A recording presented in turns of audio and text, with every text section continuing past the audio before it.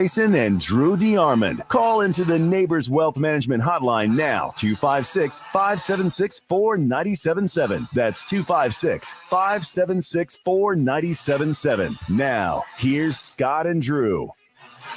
We are back. We are live. It is a Monday edition of Talking Ball. Welcome in. 97.7 ESPN The Zone. Scott Tyson, Drew DeArmond on a Monday morning.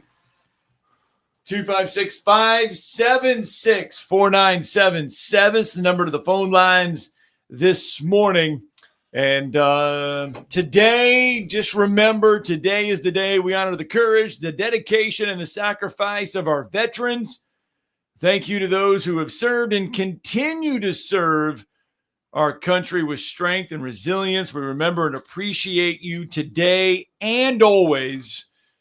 So happy Veterans Day out there, everyone. Today is our good, the bad, the ugly from a weekend of college football. A weekend that's all Alabama. Just go down to LSU and rout the Tigers 42-13. 4 rushing touchdowns from Jalen Milroe. He's now at 16 rushing touchdowns on the season, surpassing Jalen Hurts' 13 in 2016 for most by an Alabama quarterback in a single season. He already owns the career mark by a quarterback. Now his 29 rushing touchdowns tie him with Brian Robinson Jr. and Tony Nathan for 9th most in program history. And 185 yards, Drew DeArmond, the most in a single game in his collegiate career. We've said run, Jalen, run. Jalen ran. Well, that's what I told everybody. I mean, he needs to be a willing runner. He needs to get himself going running the football. The one thing that I thought in this game might be the case would be improvisational runs, but there was no need. They changed up the way they did it. They used both Justice Haynes and Jam Miller, which I thought was brilliant, as basically lead blockers that he could cut off of. He did a really good job of running the zone read. And, you know, LSU just can't deal with mobile quarterbacks. Doesn't matter who the defensive coordinator is, whether it's Matt House or whether it's Blake Baker. They don't defend them very well. They didn't defend Jalen Milroe. He had one of the best games of his career. He scored 8 touchdowns in 2 games against them. And basically they ran LSU out of their own stadium, and it emptied by the end of the third quarter, which was glorious to watch after a lot of their media ran their mouths for a full year saying Bama's burning. There's no way they're going to – I mean, guaranteeing there was no shot for Alabama to win in Tiger Stadium. Property taxes. That's all I got to say. 30-10-2 all time in that dump hole of a stadium called Tiger Stadium. That's completely overrated.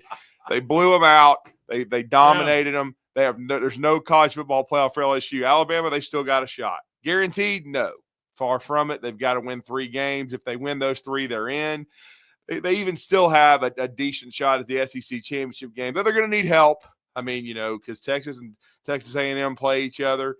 And then, of course, we know that, you know, Tennessee is still ahead of them. Tennessee still has the tiebreaker, but Tennessee's got to go to Athens, Georgia. And It was a black weekend for the Dogs as they got took behind the shed by Lane Kiffin, who finally didn't gag. He Wild Turkey finally got it done, 28-10, and they whipped the Georgia Bulldogs. Pete Golding has, I mean, I'll say this, as much maligned as he was at Alabama for having defenses that just had porous moments, he has that Ole Miss defense playing at a high level right now.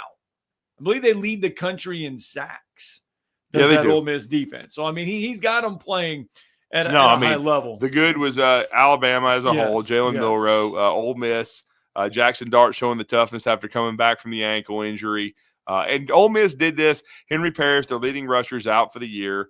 They didn't have Trey Harris, their best wide receiver. I mean, they were banged up, and they still whipped Georgia all over the field. Okay, now the bad was Georgia. They were horrendous. They were not good. The ugly was LSU. Yeah. That was pathetic. Yeah. The bad was Vanderbilt. They got took on at home. Yeah, they got took behind the shed, and that's some more of the good South Carolina, who is a very dangerous team right now. I mean, they're playing at a very high level. They're 6-3, 4-3 in the SEC play. And think about this: referees say that's not pass interference. They get that win against LSU. And all of a sudden, they're in that mix with 2 losses as well. Yeah, and then one of the mantras I heard after the LSU game, it was so pathetic that they were basically saying you still lost to Vanderbilt. But guess what? Yes, I did hear that. But yes. but you know what they're not saying? They still play Vanderbilt. So are they even guaranteed to beat them? No. I wouldn't be counting my chickens before they hatch after I look like dog manure in my own stadium with a week to prepare. That was, I think, one of the uglies of the weekend was the fact that LSU had a full week to come up with a game plan to try to do something, and it looked abysmal. Whatever they created, whatever they did during that off week was not come up with a game plan because it was bad.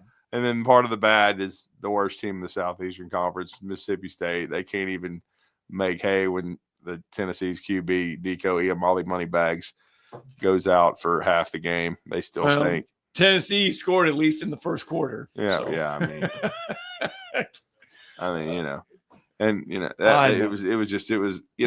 And Texas continues to roll. They get a 49-17 win over Florida. They're 8-1, 4-1 now in SEC play. Right. Florida they ran into a buzzsaw this one. All right, let's go out to Mark from Spring Hill. Good morning, Mark. Congrats, Mark, on the pick there for Georgia Tech. You hit on that one, brother. Yeah, I felt like that was going to happen. I don't think Miami's that great. But I missed the Georgia one. But, hey, I tell you, Coach DeBoer was locked in. So proud of him. Alabama's defense coordinator continues to impress, in my opinion. He's dialed in. He keeps losing players and just put somebody else in there. They whipped LSU defensively. I don't know. All right, Mark, we're gonna have to call you back, brother. We're gonna have to call back. That they're a little crackly. You don't have a very good connection right now. Alabama did play well defensively. I mean, we talk about Jalen Milroe, what kind of night he had, the 185 yards rushing, the 4 touchdowns. But defensively, Alabama, and now Alabama has forced at least 3 turnovers in 4 consecutive games. Yeah, they really have. And that was one of my keys. I felt like going in that Alabama, what was the key? I said Milroe had to play well, right. 3, which happened. And he had to protect the ball. He didn't turn it over. Alabama had to outrush LSU, and good Lord, what a mismatch that was, especially if you take out the first drive where LSU had a 45-yard run. After that, it was toilet, and Alabama rushed for, I believe, 311 total yards. And then, and defensively, they had to force turnovers, and they forced 3 LSU turnovers. And LSU's pretty good on offense. Now their offensive line is not the greatest run blocking unit, and Alabama whipped them in the trenches. But they have a quarterback who is capable, even though you can also rattle him. I thought Alabama rattled him. He'd thrown 20 touchdown passes. He threw 21, and Brian Kelly wants to know why Alabama's still sending 7 or 8 guys blitzing when he's sitting there throwing the ball like a moron, trying to get some meaningless-ass touchdown at the end of the game where the damn game's over. Just get out of here and take your ass whipping and go home instead of – that's the protocol in football. If you're sitting there throwing the ball every damn down, then you can – and guess what? It was the backups, jerk off. He's sitting there. We're blitzing the backups, Alabama. Right. And yes, I'm saying we don't give a damn. Who cares? They're blitzing because they're trying to stop the guy. They don't want to give up a touchdown. Okay, that's why Mike Elko hates you, Coach. I hate you. I hate you. So because you're the most overrated prick in football. We talked a lot about Lane Kiffin not being able to win the games when it matters. Brian Kelly, since he's arrived at LSU, he's won a few, but he's had, of course, more moments of setbacks, and he has had success. Come on, man! They all they kept saying was he'd never lost a night game as LSU head coach. Whoops. 256-576-4977. That's the number to the phone lines. You can join the conversation. This morning, Kalen DeBoer, after the game, as you might imagine, is pretty happy. I'm just super proud of the guys, the way they prepared. I think led them to a place where had some pretty good confidence coming in. Just felt like the energy was there all week long, and as the week kind of progressed, you could just feel that we're on top of our game and understood what it would take to come here and play 4 quarters. I felt like that was probably most complete game we played. We've done that to some extent here the last two games against Missouri and tonight. So coming in a tough environment, just play after play, just stay in the course, and then coming out in the third quarter, getting an interception. I think, just going back down the field and playing good complementary team football. There you go. Kalen DeBoer a little bit after the win against LSU. Yeah, I mean, they were locked in. They were prepared. I mean, we also talked about Kalen DeBoer's record coming off of a bye, which has been really good throughout his coaching career. Yes. He already had Alabama well prepared for that game against Georgia. They beat the Dogs. And then, I mean, he beat LSU. Now they have to can remain consistent. They've got Mercer coming up. Mercer's 9-1. They're one of the better teams in the FCS, so they've got to handle that and not come out flat and not play down to the level of their competition. I think that's the next step in being good. You have to handle those kind of situations. And so that'll be something we'll be looking for on Saturday. It should be a game Alabama should win handily. Hopefully you can, give your backups a quarter and a half, like a Ty Simpson, a lot of reps. I mean, that's what you hope. I mean, that's the goal. No question about that. So I think, but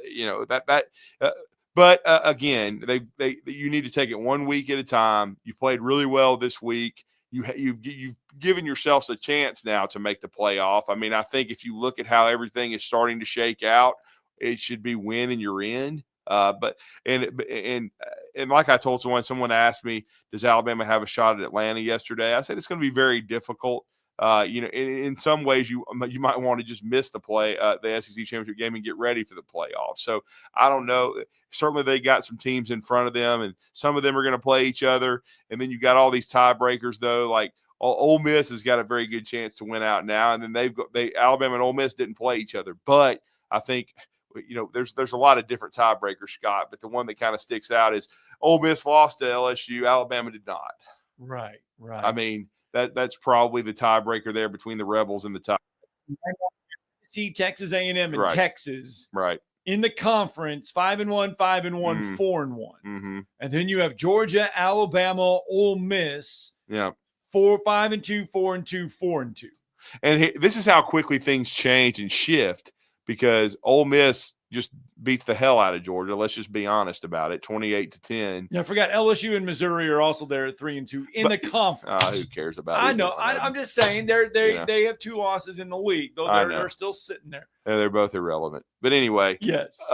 Because I think Missouri is not that. I mean, they had an amazing comeback win against OU. OU just choked all over themselves. It was the reverse Auburn. That's what you should call that one. And, they beat Auburn like that and then turn around and give one away.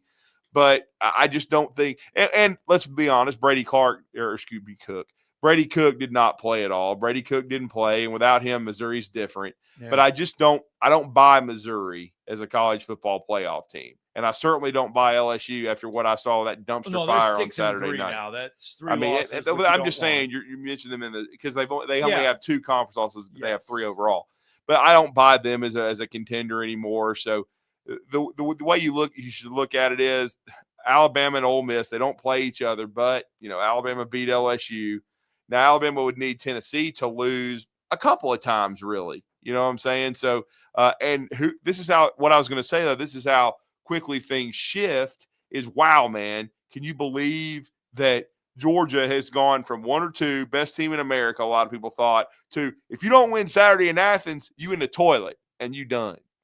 Possibly on the outside looking in. I mean, everything. They're not going to go to Atlanta, sure as hell. No. And then they're probably not of the playoff. And they may not even go to the playoff. Okay. And then if Tennessee wins that game, just book it, Dano. They're going to Atlanta. Because even after the Alabama loss. So all you Tennessee fans out there that have just kept that DVD that you converted from a VHS tape when you won in 1998, which is the last time you went to the SEC championship game, or did they go one of those? I'm sorry. Whoops. I think they went in 07 and lost by 50 or 40 or 30 or whatever it was. But they haven't been in a long time. I guess my point is 98 is the last time they won it. Okay. Right. So you've treasured that moment. You know, you've got another chance here if you just don't go to Athens and get eviscerated. So, but is Georgia man enough? I'm going to pull the Pat Dye here, the late, great Pat Dye. Are they man enough to beat, you know, is Tennessee man enough to beat Georgia in Athens? Can they do it? Everybody's been talking about their defense all year because, you know, Georgia's going to be pissed and ornery. I mean, after the way they played. The thing is the one thing that has snake-bitten Georgia, and they've been able to overcome it. They were not able to overcome it against Alabama. Nearly did, but Alabama scored late. But Carson Beck's turnovers have become a concern for Alabama or for Georgia. And it was a concern, and it bit them on the road Saturday at Ole Miss. All right, I know we got Floyd on the lines, but let's get a break in. When we come back, we'll go back out to the phone lines. We'll get your good, the bad, the ugly from a Saturday of college football.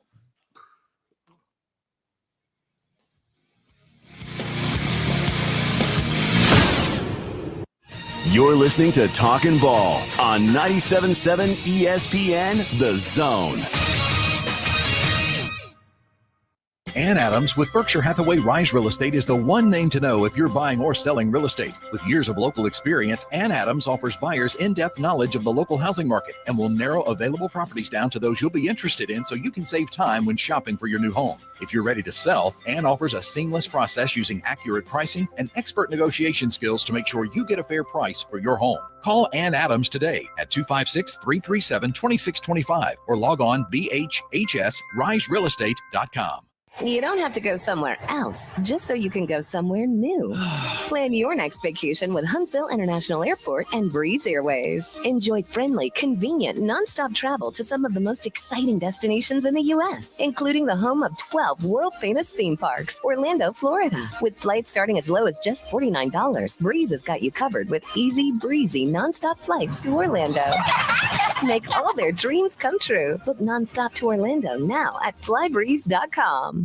When you call most roofing companies, all you'll hear is, you need a new roof. Not when you call Fleming. At Fleming Roofing and Restoration, we're focused on your needs, whether it's an easy repair or a full roof replacement. Folks around here have trusted Fleming since 1965 for all their residential and commercial roofing needs. And as the area's storm damage experts, Fleming knows all the ins and outs of the insurance claims process. Log on FlemingHSV.com to schedule your free estimate today. Fleming Roofing and Restoration. We show up. If hunting and outdoor recreation are your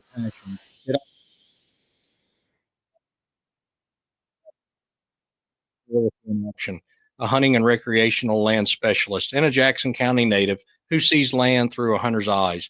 Just as you trust your guide on a big game hunt, you can trust me to find the perfect property for you. Thinking of selling? Let me help you make your land attract buyers. Remember, Bo knows land. Call me at 256-609-0512.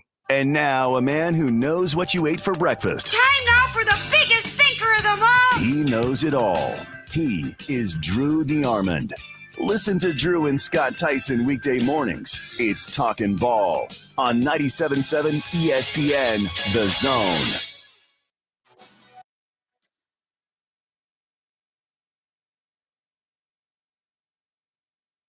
Once again, we are saying thank you and happy Veterans Day. We honor those who sacrificed everything for our peace.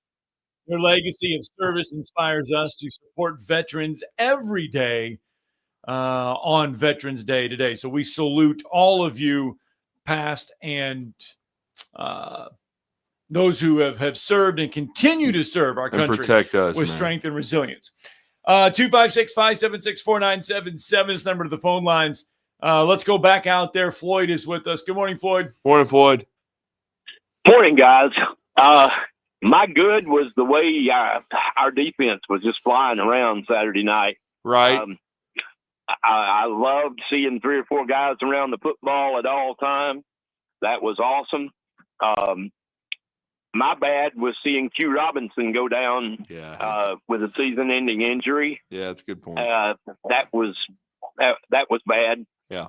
But Also, I want to tell you during the Ole Miss Georgia game when the Ole Miss quarterback went out and they trotted a number 13 at Austin Simmons out there, 13 left-handed, and marched them down the field for a touchdown. I'm thinking Kirby might have flashbacks. I thought, man, that's so cool. Yeah. I mean, if you had told me he was going to go out even for any period of time, I would have thought Ole Miss was in huge trouble. But, I mean, give them credit, man. And I've been critical of Pete Golding. I mean, Pete had some good performances at Alabama. I just didn't think they were consistent enough. But great job by him. Great job by Lane Kiffin. I mean, they've put themselves – as Brett Norsworthy told us, he felt like the Kentucky loss was the worst home loss in Ole Miss history. Well, now they canceled it out by getting the biggest in Ole Miss history by beating Georgia. I mean, it's gargantuan. Yes, they. I was surprised when Dart went out, and I'm gonna tell you, I don't know who these guys were that thought Carson Beck was all that in a bag of chips when the season started. That joker, he can't tell who's wearing what jersey. Throwing interceptions like, man, he's all I've ever seen. Well, he is. I mean, Georgia. I don't know if it's. Yeah, go ahead. Floyd. I don't know if he can't get comfortable behind the offensive line or what, because they've had some injuries there. But man, he doesn't look real good. Well, and then Nate Frazier kept fumbling, which didn't help because ETN's kind of banged up. So Georgia couldn't run the ball like they like to. They like to be balanced, and Ole Miss did a great job of stopping the run. No question about that. In his last 4 games, this is Carson Beck. Carson Beck has thrown 9 interceptions. A lot of turnovers, man. He's gone from number 1 on Mel's big board to a 3rd-round pick. It don't take long. He's thrown 5 touchdown passes and 9 interceptions in his last 4 games. Yeah, that I'm telling you, he is falling way off. But anyway, thanks, guys, and appreciate it, Floyd. You too. Yeah. Thank you, sir. That number, I mean, can Georgia continue to win despite Carson Beck turning the ball over is the biggest question. Let's go out there. Brandon is with us. Good morning, Brandon. What's up? Something I love is watching Jalen Milroe run in the secondary.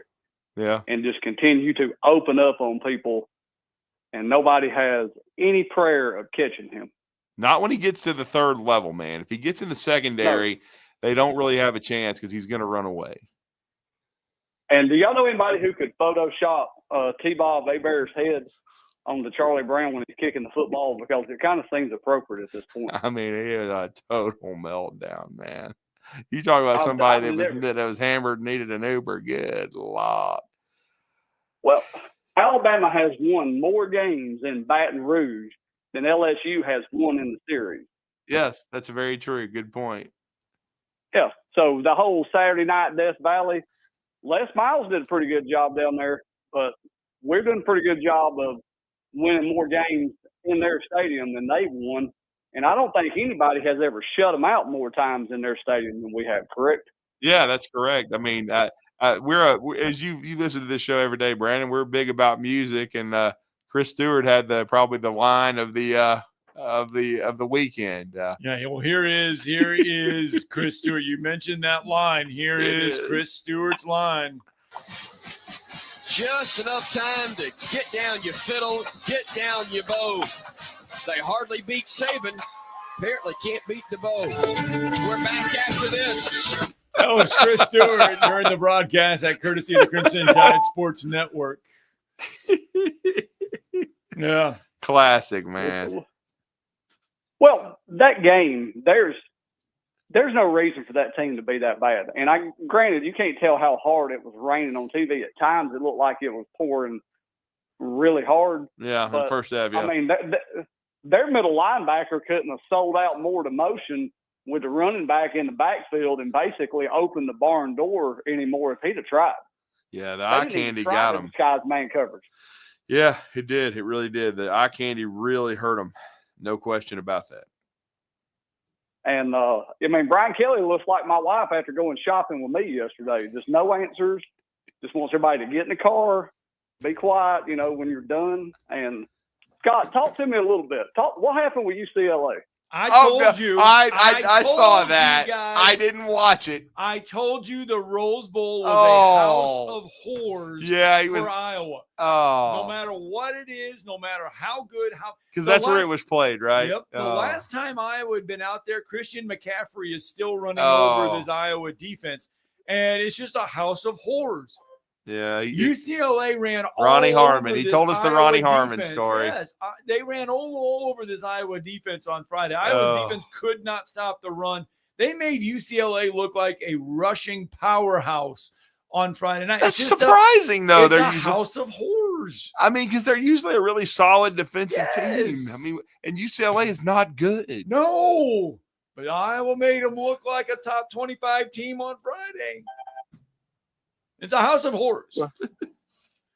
Did they get there early and stay the night and have a case of the Buckhead flu? It doesn't matter.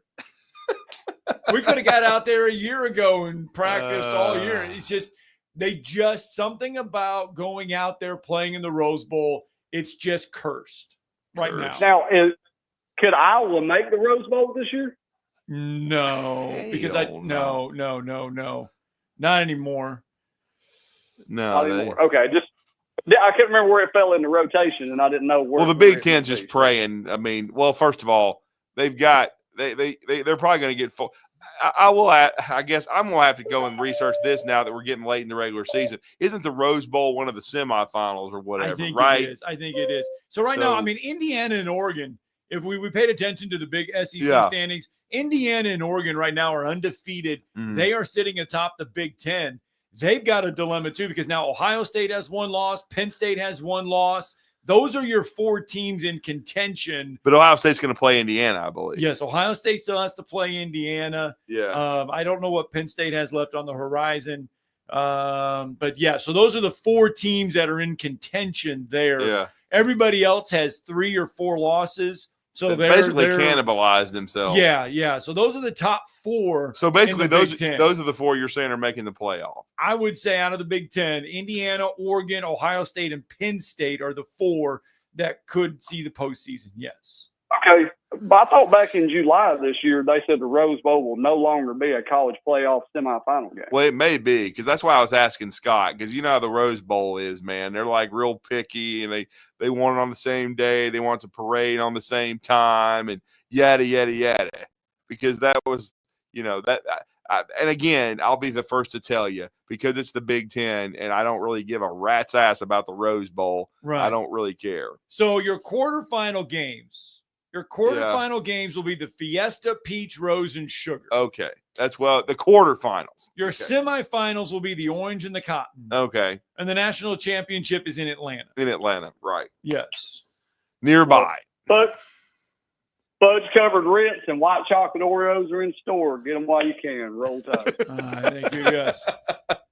My wife has a box of those white chocolate-covered Oreos at the house. Where'd you find them? I couldn't find them. She finds them. I was at the drugstore yesterday and I couldn't find them, because I found them before. I didn't see them. I don't find them. I don't know. Brandon finds them everywhere. I don't know. I mean, he knows all these people. But I tell you what, Christmas tree cakes. Yeah. There's no shortage of Christmas tree cakes. Did you find the chocolate ones? No, I really haven't looked for the chocolate. I've just seen Christmas tree cakes everywhere, so there's no shortage of the Christmas tree cakes. I finished off one box of regular Christmas tree cakes. Yeah, there's no shortage of those. All right, let's get our second break in of the morning. When we come back, Jake Crane will join us. The Auburn Tigers are off, but Jake did watch plenty of other college football games on Saturday. I promise there's no midair flights when we bring back Jake Crane.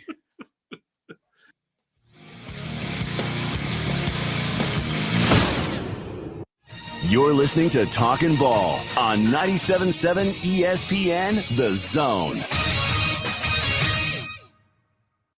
By now, you know about Eagle Masonry and Insulation, and maybe you know that Eagle also does landscaping and dirt work. But how about after paint work? Shower doors, shelving, and mirrors, all taken care of by Eagle, the same Eagle that takes care of all your masonry, insulation, and landscaping needs. Eagle brings the same level of expertise to all these disciplines, and they're ready to provide you with a free quote. The website is the same, insulatewitheagle.com, as is the phone number, 256-755-1556. Give them a call and see what Eagle can do for you. Eagle saves you time. Eagle saves you money.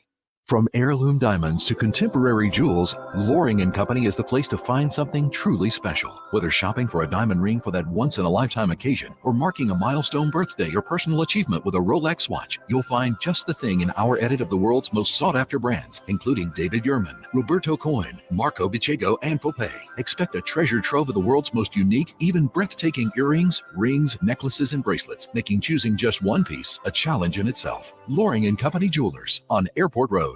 At Mr. Sparky, we're America's on-time electrician. Flickering lights and hot switches can be annoying, but they can also signal a major problem, or worse, an electrical emergency. So play it safe and leave it to the experts at Mr. Sparky. Trust our team of professional, clean, and friendly electricians. We'll get it done right and get it done safely. You don't have to put up with any malarkey. Call 888-8-SPARKY. Independently owned and operated, licensed in the respective state or county. Hey folks, this is Arthur Seaton, managing partner at University Kia, proudly saying Roll Tide and War Eagle. Stop into University Kia today and shop one of the area's largest selection of new Kias, including Fortes, Seltos, Telluride, and Popular Carnival, and fully electric EV6. View all the great specials at universitykia.com and get pre-approved in minutes so you can drive home your new Kia you really want, because we want to see you in a University Kia. It all comes back to money. Visit our store right now at zonedeals.bigdealsmedia.net to take advantage of all the best deals in the Tennessee Valley. Or just go to our website, 977espn.com, and click on the Zone Deals logo to start saving right now. Now, as to the price. These deals won't last long, so get yours now. Zone Deals. You'll thank us later. A man who could easily afford to buy a vowel. There's the phone and no one to answer. 256-576-4977. And as a result, we got many, many phone calls and letters. Give us a call on the Neighbors Wealth Management Hotline today. 97.7 ESPN, The Zone.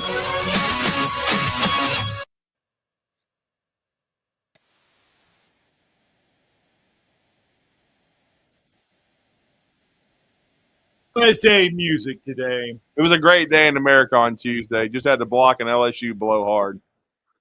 Sorry. You're gone. Oh, anyway, 256-576-4977. That is the number to the phone lines. You can join us later in the show, but right now we got to bring in our first guest of the morning as we look forward to his good, the bad, the ugly from a weekend of college football as well. Absolutely. We always enjoy our weekly visits with the co-host of Crane & Company via the Real Daily Wire, and they will be on from 2 to 3:30 p.m. later this afternoon, talking college football, talking pro football, talking sports, pop culture, everything. But he's always kind enough to join us and talk college football, and we're talking about Jake Crane. He's with us on the Neighbors Wealth Management Hotline. Jake, happy Veterans Day. I hope you had a great weekend of football, man. What's going on?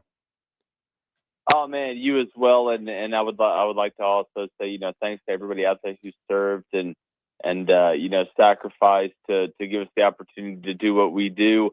But yeah, just another crazy weekend, man. I mean, I'm hoping that this year and the parity with all the open playoff spots, I hope this is the new normal and not the anomaly, not the one-off. But we're going to find out, here over the next couple of years.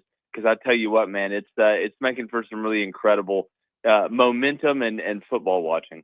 Yeah. Oh, it is. It's crazy. We were breaking down the Alabama LSU performance. We were breaking down Carson Beck's performance to throw the ball to the other team lately. Start with Alabama and LSU. How surprised were you with Alabama's overall performance and Jalen Milroe just running wild? Well, I wasn't surprised that Alabama won. The way that they won, because what was the most surprising, because, I think a lot of Alabama fans will agree, this isn't the best Alabama team that we've seen in the past 4 to 5 years. I mean, it seems like every team this year has at least one big flaw, if not a major flaw. I guess you could make the case Oregon's kind of evolved out of that. There's some other candidates as well. But just the personnel dominance on the field Saturday night. It's one thing to lose. If that game had come down to 3 to 5 plays, or you got a bad bounce or something like that, that's one thing. But to be able to line up and physically dominate in the run game. I mean, Alabama really didn't have to throw the ball. Yeah. It looks relatively easy. And, some people will sit there and be like, oh, well, defensively, the scheme, it was awful. Yeah, there were some adjustments they could have made that they didn't, but overall the scheme wasn't bad. It was the personnel. And if you're an LSU fan, I mean, you have to be waking up this week asking, okay, how are we at where we're at from a personnel standpoint? Because I understand being outplayed, but LSU should never be out-talented. And that's what happened on Saturday night. You got to give credit to Alabama.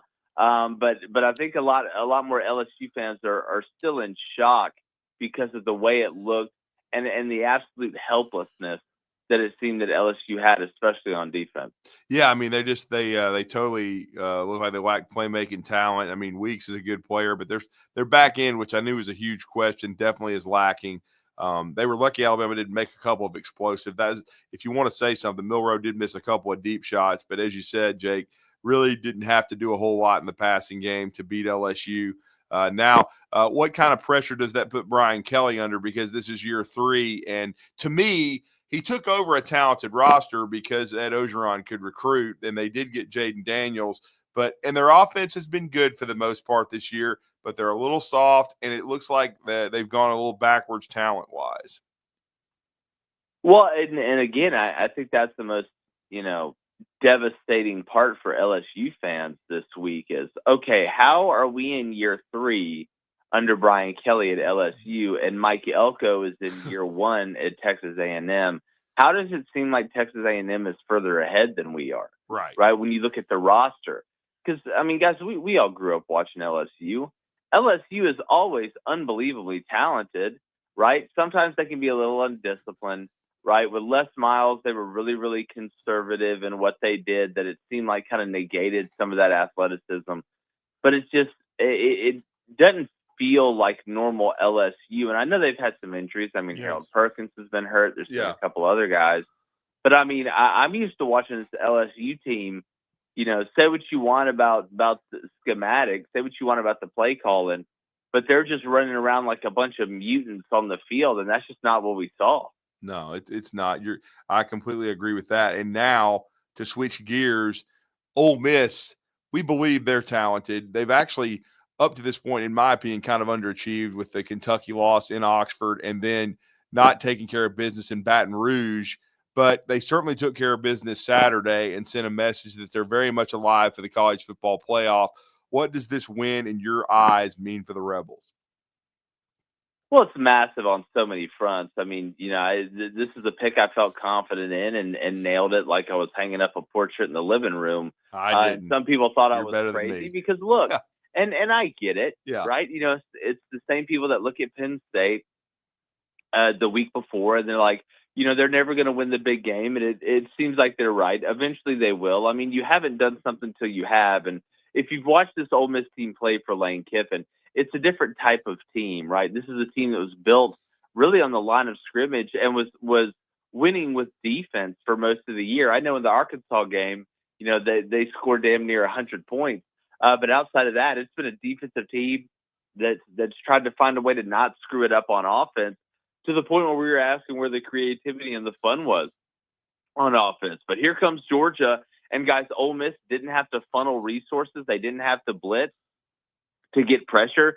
They didn't have to run stunt to be able to throw off the run game. This is the first time that Lane Kiffin could send his Ole Miss team out there against a team like Georgia or one of these big dogs or a superior team or whatever you want to call it, and not have to trick them.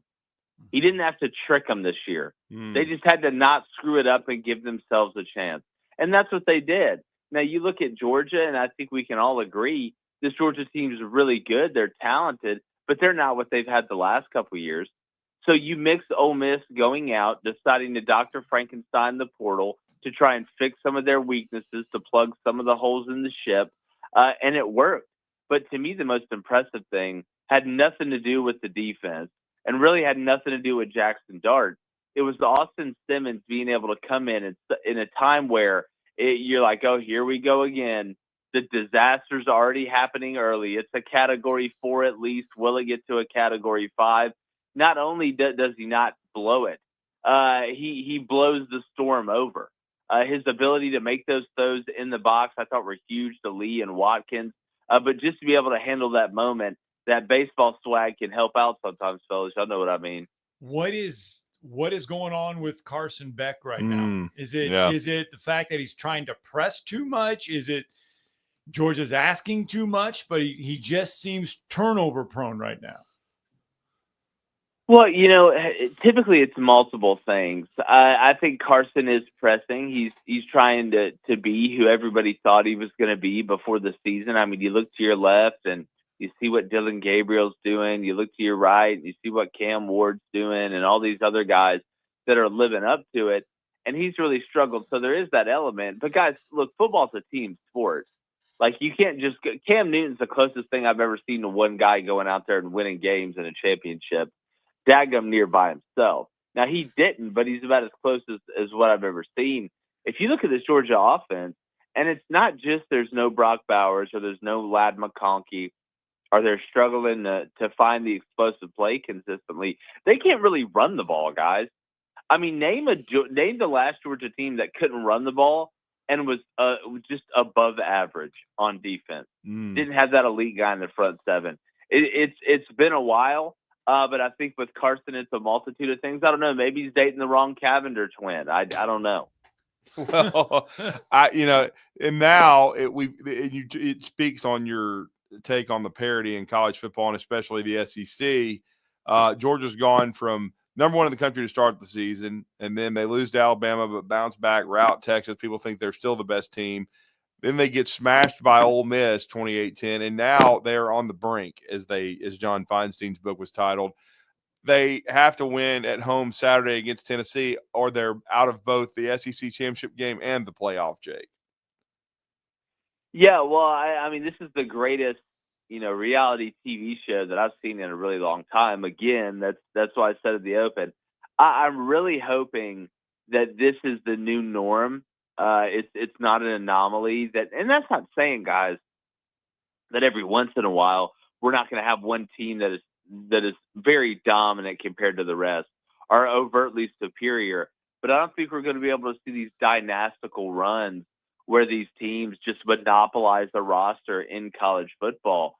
But I mean, looking around at the landscape, you look at Georgia, it's amazing how, it's kind of like the NCAA basketball tournament, right? We're talking about the bubble, elimination games, less wins. I mean, heck, I think we're 2 seconds from hearing the 3 letters RPI. We're getting so close. So, yeah, look, it's time to understand where you're at, to be able to look around and realize your circumstance. And I tell you what, guys, I promise you Kirby's going to have this team ready to play. What I'm interested to see is why this line keeps going up. I know Georgia needs to be the favorite, but it was at 10.5 the last time I saw, and we know Nico got pulled last week. Yeah, he was. They say it's a real injury, so I would say as much as if he can't play, I don't. Even though Tennessee's very, very good defensively, Jake, I don't see how Tennessee has a shot without Nico. Georgia would have to play anemic on offense because that the mayor's kid that they put in for Nico is just not going to get it done. Yeah, we talked a lot about the SEC standings. Yeah, we talked. I mean, it is a big one Saturday. I mean, with Tennessee sitting up there with Texas A&M in Texas, you got Georgia and Alabama sitting there at 2 losses. Ole Miss at 2 losses. Who has the path to Atlanta?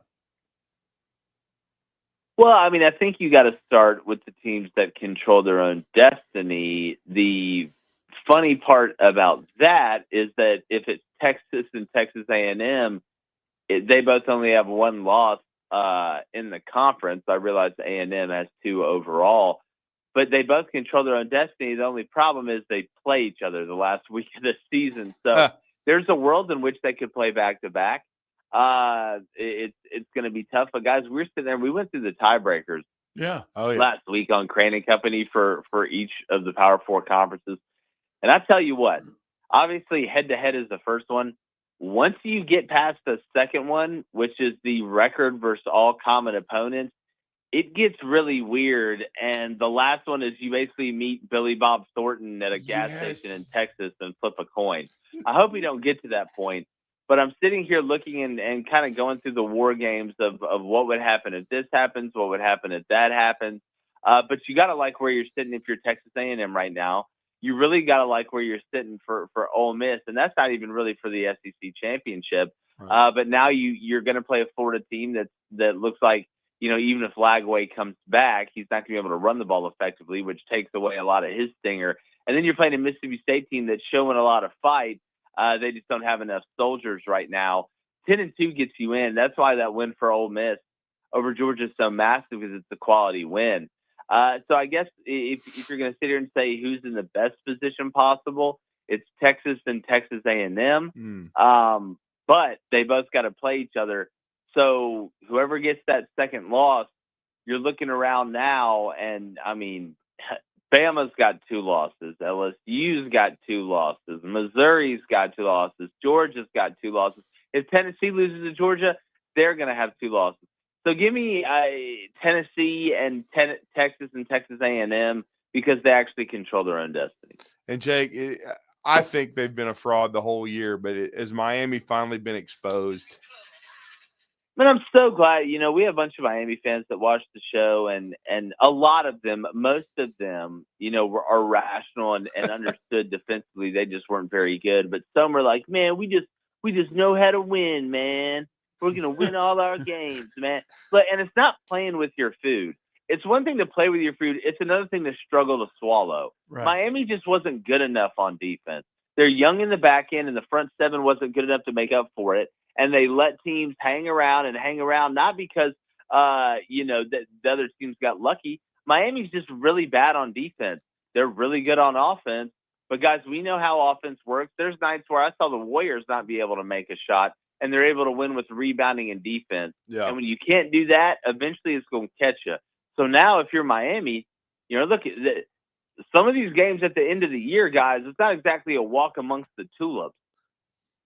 Yeah, it's really not. And I saw in Andy Staples' latest projections, he has, Rhett Lashley and SMU in the playoff, and Miami one of the first 4 out. And that would be one of the all-time Cinderellas in the first year in the Power 4 if SMU got in. Man, I wonder if only somebody would have predicted that before the season. I got hammered for that. I got hammered so bad I almost got hammered after making the pick. That's how bad it was. And then they played awful against Nevada. Yeah. And then they lost against BYU. And I just got, it was like just like the North Pole's mailroom full of, I can't believe you made this pick, blase, blase. And now here we are. It's to the point where I'm so jacked up about it, I don't even want to talk about it because I don't want to jinx it. Yeah. Well, and then the conversation is going to start if Auburn doesn't snap out of this and start playing better. Rhett Lashley's name is going to start coming up. I would think he would be of interest to Auburn just simply because of his history with the school. Yeah, I don't think they're going to make a move this year. Oh, I don't either. Regardless of how bad it is. But, I mean, if he keeps doing what he's doing, and that's what happens, and that's how it should be. You look at the ties to Auburn, that it'd just be the most Auburn thing ever to just hire Gus Malzahn's protege. Fire Gus Malzahn to hire his protege a couple years down the road. That's about the most Auburn thing ever. Well, with Billy coming back, Napier, it looks like anyway, unless he pulls a disaster and loses to FSU, which I don't think is going to happen. We saw it was Black Sunday in Tallahassee. They get rid of a bunch of assistants. Norvell's trying to save himself. Is it possible that we may get out of the SEC this year without someone being dismissed? It's as crazy as it sounds. It's possible. I mean, if it's not Napier, who's getting the axe? I don't think Kentucky's going to fire Stoops. No. Right? I mean, Vanderbilt, they may change the name of the school after Clark Lee and what he's done this year. So I agree. I mean, it's kind of looking like that. Which to me, man, I'm fine with. I'm glad there's going to be movement other places, but I'm just what I'm really interested to see is what happens down at Arkansas. Yes, that's the one. With Sam Pittman, because there was some talk that he's kind of ready to get out of it, but I don't know. By the way, that Texas-Arkansas game is a little bit sneaky, fellas. Yeah, I mean, they did beat Tennessee. Even if they did lay a turd against Ole Miss, they beat Tennessee. So, yeah, with this league week to week, it's definitely unpredictable. That's for sure. No doubt about it. Well, Jake, great stuff, man. Always enjoy the conversation about SEC and college football.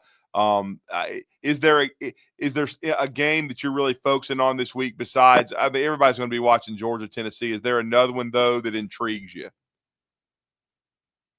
Guys, I mean, this year in college football, it's like they just keep on coming. I think a lot of it is the teams that are on the bubble. I mean, you look at Army, for example. They got a massive game against Notre Dame coming up. There's so many games that are going to affect not only the seeding of who gets in, but who gets in. So I'm watching it from coast to coast, from border to border.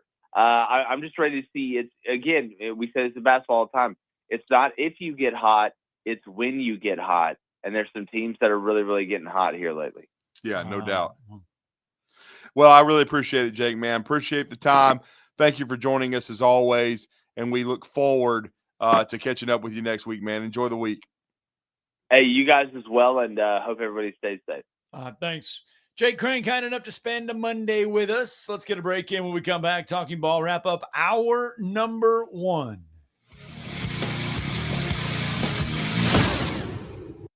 You're listening to Talkin' Ball on 97.7 ESPN, The Zone. From opening night to Super Bowl 59 in New Orleans, don't miss a second of the NFL this season. Kurt Warner of Westwood One.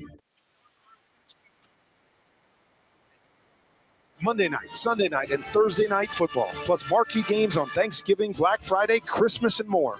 Westwood One is the exclusive radio home for every primetime and postseason game. It's right here. Right here on 97.7 ESPN, The Zone. Mark and Henry McDaniel, attorneys at law, are proud alumni of Madison Academy, and Madison Academy is proud of them. They have served our community through their practice, through volunteerism and service on national, state, and local boards. They explain the complexity of critical court rulings on local media. Their successful practice has been built on integrity. Both are veterans of MA Athletics and proud sponsors of Mustang football. McDaniel and McDaniel, attorneys at law. A representation is made that the quality of legal services to be performed is greater than the quality of legal services performed by the lawyer. You've got to experience Toyota-thon at Bill Penny Toyota. They've got the selection with over 700 Toyotas to choose from. They've got the extras with Bill Penny perks and a 10-year unlimited warranty. So get on over to Bill Penny Toyota today and experience Toyota-thon. Bill Penny Toyota in Huntsville and online at BillPennyToyota.com. Bill Penny's Toyota 10-year unlimited warranty is valid through the 10th year of ownership. Valid on new vehicles only. See dealer for details. No representation is made that the quality of the legal services to be performed is greater than the quality of legal services performed by other lawyers. This is Wes Neighbors sitting here with Stan McDonald. Stan, tell everybody why you're the best damn dirt lawyer in North Alabama. Yes, Wes, at Jacob Title and the Stanton Law Firm. You know I'm a dirt lawyer, and a lot of our friends know that, which means we specialize in real estate. Now, if you own real estate or you're buying it or you're selling it, you need to do a closing, but a lot of times there's legal issues associated with that. We're a great group to talk to. My son, Lewis McDonald, heads our commercial closing division, and we approach your real estate needs very seriously. We seek to be the premier real estate closing company in North Alabama, and we do it in such a way it shows that we're experienced, we're for your success. We like to handle your real estate needs the same way Coach Dan Reeves used to say, never let them see you sweat. And that's going to be to your benefit, too, when you visit us at Jacob Title and the Stanton Law Firm. Our website online is jacobtitle.com.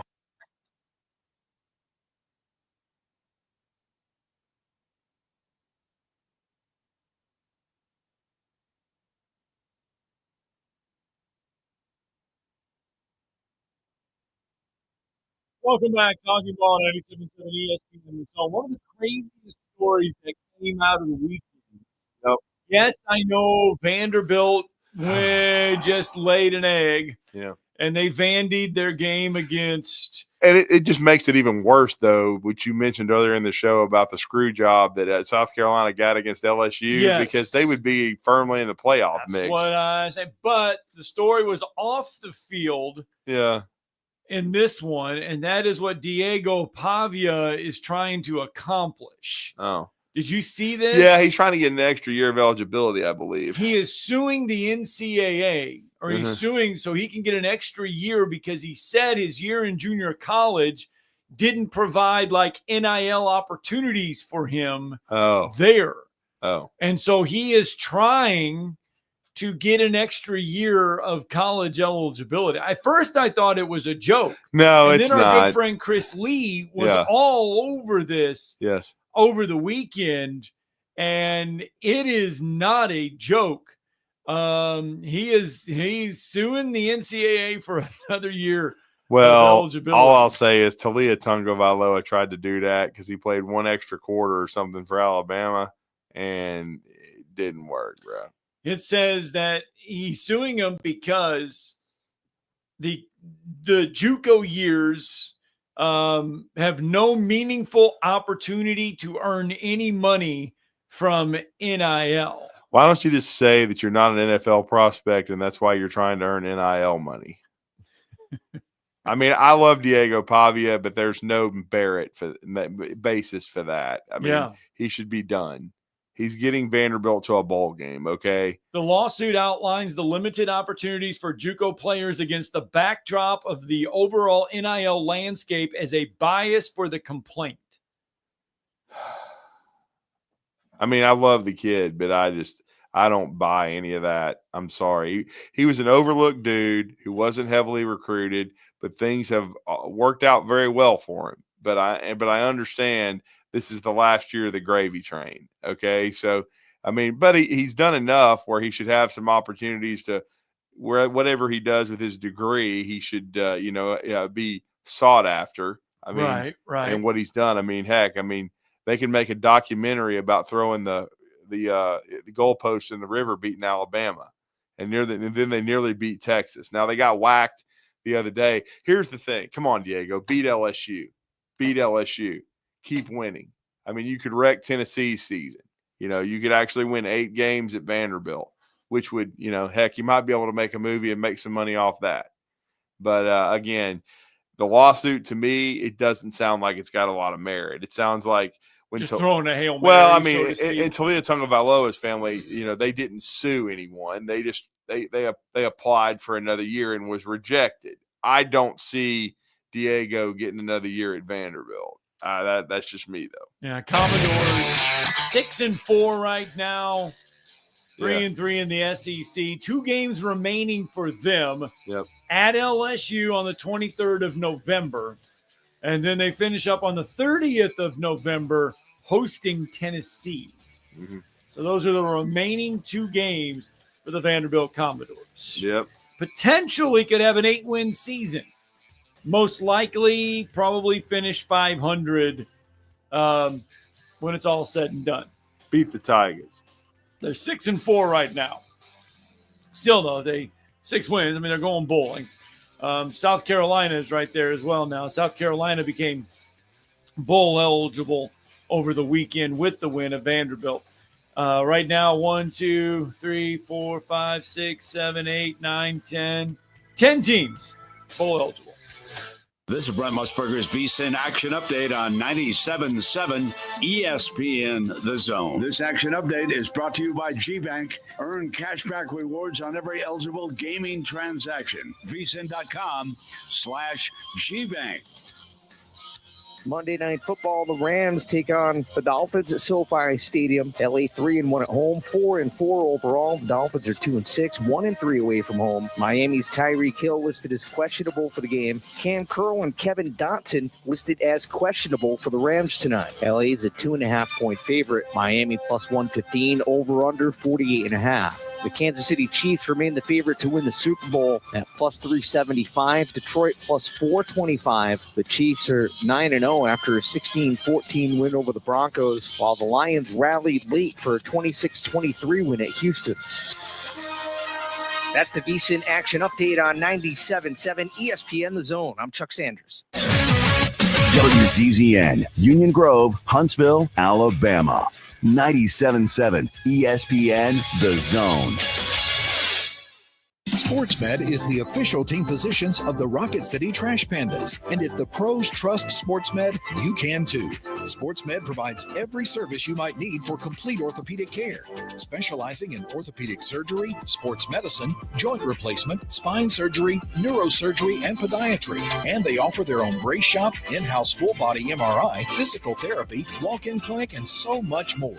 4 locations and on the web at sportsmedalabama.com. This hour brought to you by SportsMed Orthopedic and Spine Center. Online at sportsmedalabama.com.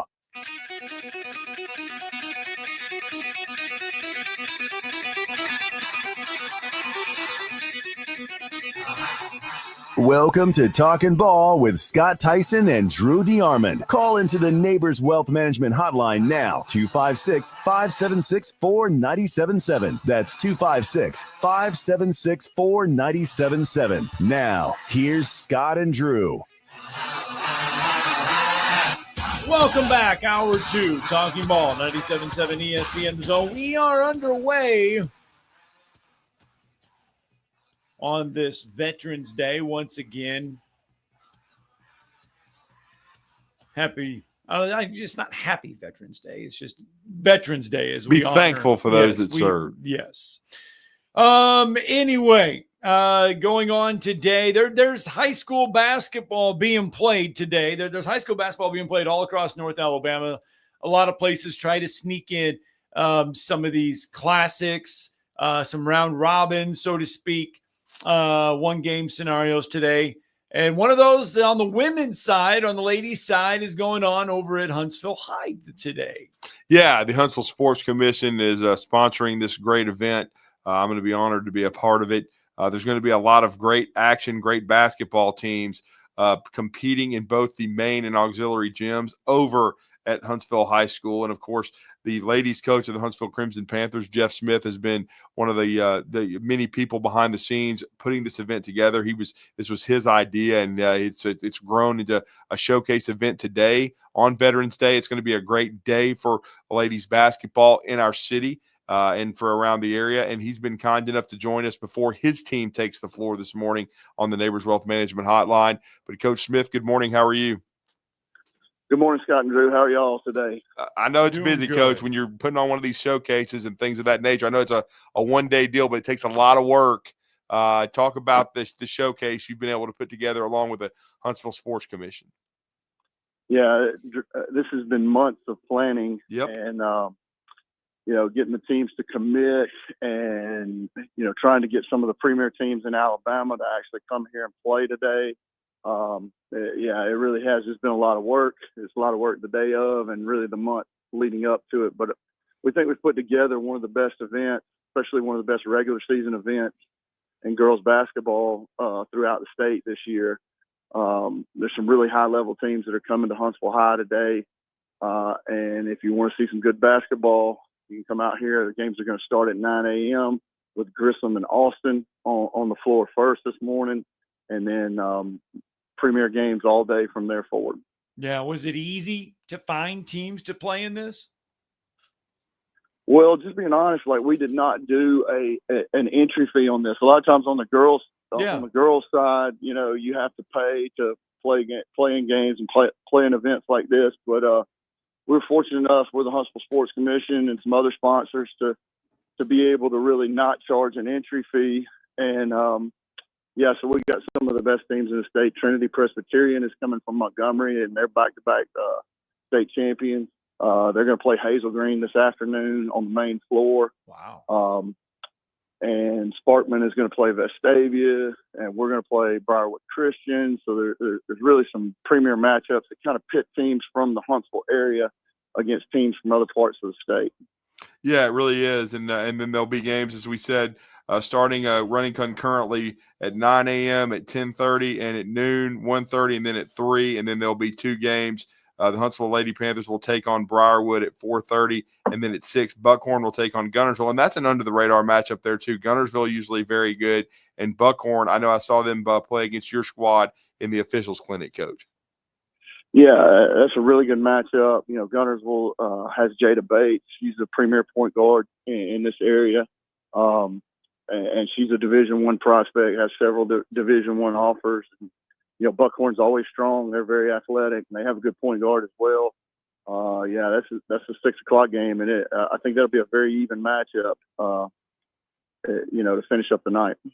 One good thing about this is the fact that a lot of our local teams, you can step out and play a team from outside your area and not have to make that long travel today. Yeah, and the hardest end of that is getting the teams that are traveling a long way to actually commit. That's correct. So, I think it's a great opportunity for people in this area to see some of the best girls basketball in the state. And, you know, if you're just a basketball fan, whether you're a boys basketball fan, girls basketball fan, you're going to see some excellent talent today. There's numerous Division I prospects that are in this event. And really in every game, you could see a high-level player and in some games, multiple high-level players. Yeah, absolutely. And, Coach, I know going over the schedule, I know it's something, as you said, it took a lot of work and time to put it together, but 9 a.m. just in a few minutes, in less than an hour, Grissom is going to take on Austin in Gym 1. And I know concurrently at 9, Oakwood Academy is that your varsity squad that they're playing? Yeah, we'll play. We're going to play Oakwood Academy this morning, and right. we play Briarwood Christian on the main floor later this afternoon. Hey, that's like a Huntsville City Classic. There you go. You play twice. You know, except you're guaranteed these two. That's correct. Yeah, I think both. You know, Oakwood is very improved from what they've been, and you know, they had an outstanding season last year, and then you know, Briarwood Christian. They've really come up in the last 2 or 3 years and been a premier team down in the Birmingham area. So both good matchups. Jeff Smith, head coach of the Huntsville Crimson Panther girls basketball squad, joining us now on the Neighbors Wealth Management Hotline. Coach, talk to us about your team. Let's find out a little bit more about your squad this season. Yeah, we're extremely young. You know, we have Abby Johnson, who's a senior. She starts at the 4 for us. She is probably our most experienced player. She started essentially since she was a freshman. In the other spots, we're playing a lot of inexperienced players who have a decent amount of talent, but not necessarily a lot of experience at the varsity level. We're playing an 8th grade. We're starting an 8th grade point guard. There's a 9th grade guard that gets a ton of time. So yeah, we're kind of working through it here at the beginning, but you know, the ceiling for this team is really high. Yeah, and it's a tough area because you have Sparkman. You have an Albertville team that's had a coaching change, should be much improved. And then Grissom was improved last year. So it's a difficult area, but you're trying to get your team experienced. And Coach, I know you played Mae Jemison this past Thursday. And I believe I saw you guys played Park Crossing as well, correct? Yeah, we did. We played Park Crossing on Saturday. You know, and that's the thing, like the schedule is not forgiving at the beginning here. Like we play a number of high quality teams, and you know, Park Crossing was 32-2 last year and lost to Huffman in the 6A Final Four. Their quality team with 2 really high level players at point guard and at the 5. Mm-hmm. And we hung with them on Saturday. We had 3 inside of a minute to take the lead and just hit back iron and didn't go down for us. And they ended up beating us by 3, but really high level team. Yeah, we're just looking forward to today and bouncing back from that loss. Yeah. What do you want to see from your team today? Because you got 2 games. What's some of the important things you want to see from today?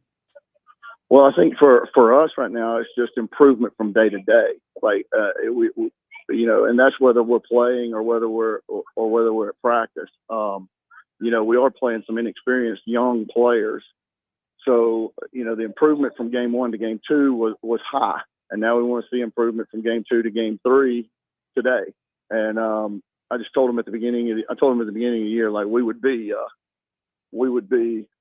better game 10 than we are game 1.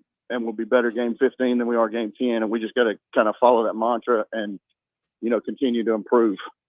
Well, and then, Coach, hopefully this is going to be highly successful today. Is this something that you hope to make an annual event each year now? Yeah, we started it last year. We started it. The goal of the event really is to highlight and give some shine to the Huntsville City schools. Yes. 5 Huntsville City schools, Huntsville High, Grissom, Columbia, Lee, May Jemison. And, all of those teams are playing in this event.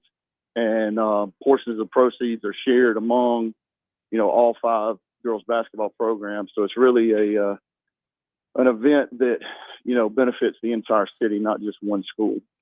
And Coach, you mentioned, sponsors, but the Huntsville Sports Commission, yeah, really helping out with this one. And I think people sometimes, we mention the Huntsville Sports Commission a lot, but what they do behind the scenes is tremendous. Just been so helpful to this community putting on sporting events. Yeah, no doubt. And they have always been supportive, starting with Mark Russell. They have always been supportive of girls athletics. And, sometimes it's not as easy to go out and get sponsors, as it is for some of the other major sports out there for girls basketball. But, they've always been very supportive. And, we're just happy to have them as the title sponsor for this event today.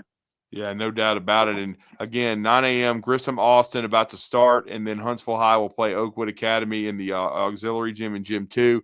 Both of those 9 a.m. The 10:30 games, May Jemison and Jasper in Gym 1, and then in Gym 2 it will be the Huntsville Crimson Panther Lady JV against the JP2 JV program. And then in the at the noon game, the Lee Lady Generals will take on the Albertville Aggies. Very intriguing matchup.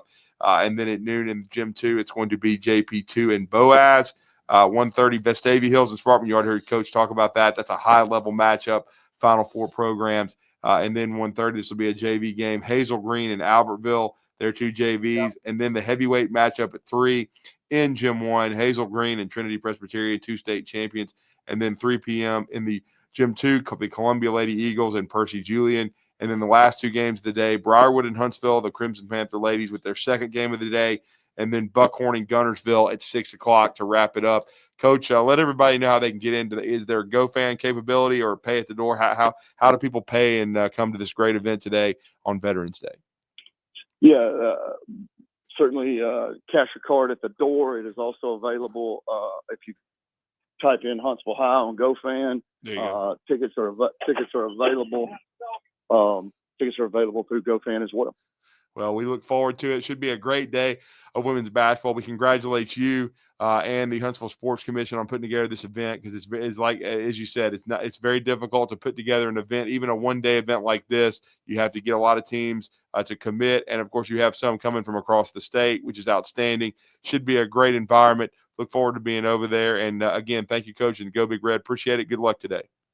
Yeah, thank y'all for having us on. If you're in the Huntsville area today, there's a lot of good teams from this area that are taking on other schools. So we just look forward to seeing everybody out here today. Thanks again, Scott and Drew. Thank you, Coach. Thanks, Coach. A little high school basketball there. Now we also we're going to go back in the weekend. We got to mention high school cross country because it was a fantastic weekend for several North Alabama programs. We start on the girls' side.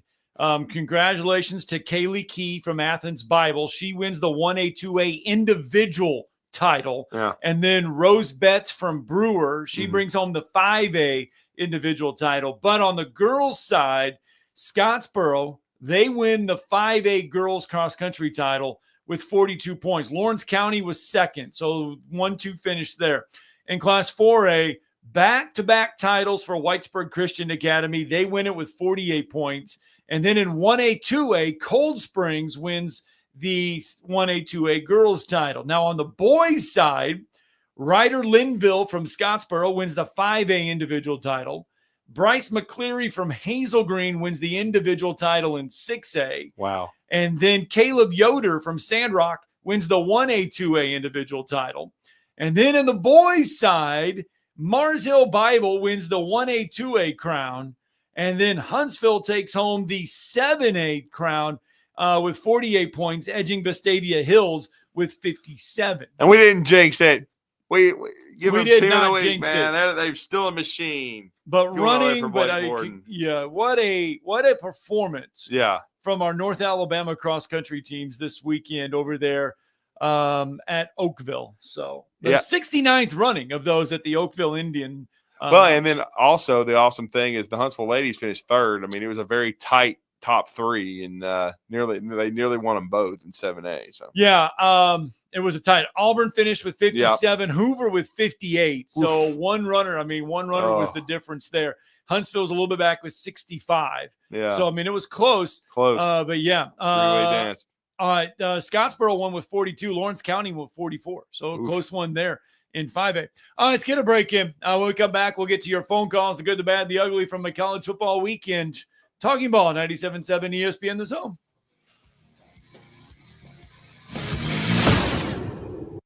You're listening to Talkin' Ball on 97.7 ESPN The Zone. Tom Luganville here for my friends at Woody Anderson Ford. Bobby White and his team take great pride in their service department, and you can see it the moment you walk into those beautiful new service lanes. And just like a championship team, they all work together to make sure your experience is second to none, whether you drive a Ford or not. Also, check out the gold certified pre-owned inventory at Woody Anderson Ford for great deals every day. Stop by and see them at Jordan and Sparkman or at Woody Anderson of Madison on Hughes Road, or visit WoodyAndersonFord.com. ALCert number 21014. Welcome into the hottest and coolest game show around called The Freeze. Today's contestant, Bob. Bob, can you tell me the heating and air business that provides free service with repair? Is it Talent Heating and Air Conditioning? Can you tell me which heating and air business provides free second opinions? Talent Heating and Air Conditioning. You are a grand prize winner. You have won a visit from the #1 heating and air business in the Tennessee Valley. Talent Heating and Air Conditioning? That's right. Talent Heating and Air is coming to you.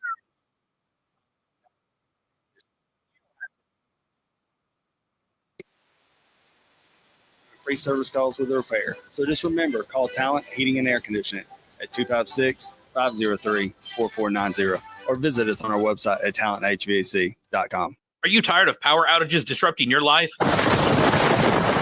It's time for a Generac standby generator from Current Electrical. Storms may rage outside, but inside your family's powered up. So why choose Current Electrical for your generator needs? 1, we offer a wide range of models to suit every budgeted energy requirement. 2, our project managers handle every step of the process: power, gas, permitting, and inspections. 3, our certified technicians install your generator with precision, ensuring peace of mind. Don't wait for the next blackout. Call 256-880-1880 or visit us online at jetsuperstore.com. Ho, ho, ho!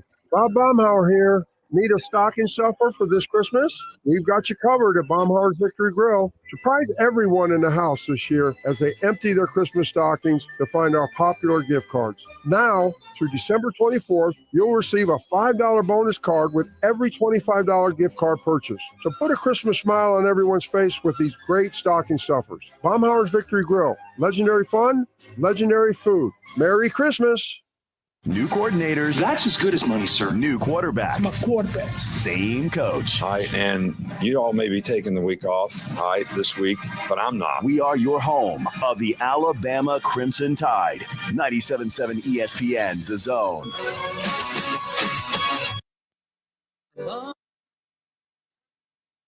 Oh, nice.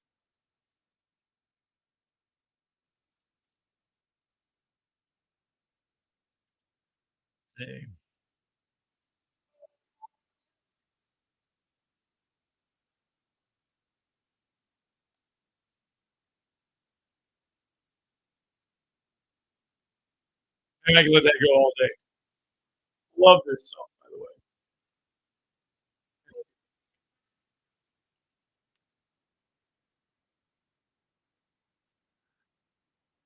Love it. Oh, we're going to take forever. I want to get to it. It's going to go great on song. forever. Oh, Classic. It's a great song, isn't it? Yeah. 256-576-4977. That's the number to the phone lines. You can join us this morning. Let's go out there. Let's visit to Pat from Tuscaloosa. Good morning, Pat. What's up, Pat? Happy Veterans Day. Good morning, guys. But, hey, I was down in Baton Rouge And that to see that stadium empty completely out, kind of midway through the third quarter, it was just absolutely awesome. Wow. That I saw that happen down in Florida at the Swamp. Was nothing but a crimson ring around the top of the stadium. That that it was just phenomenal.